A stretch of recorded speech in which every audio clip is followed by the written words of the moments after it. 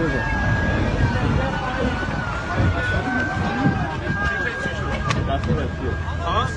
دست مهدیه. خب هواپیمای تهران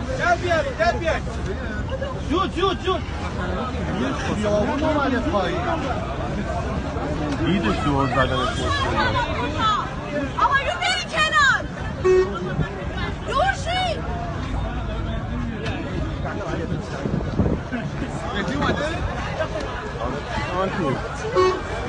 چمدون کو؟ نه اینه.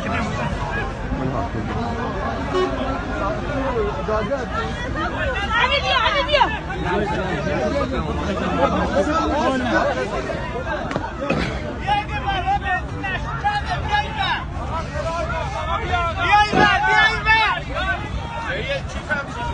کیفت نیست؟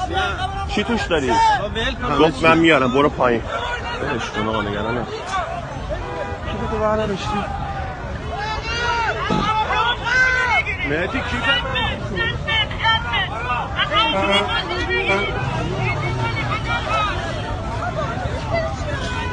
بنزین داره میره واسه.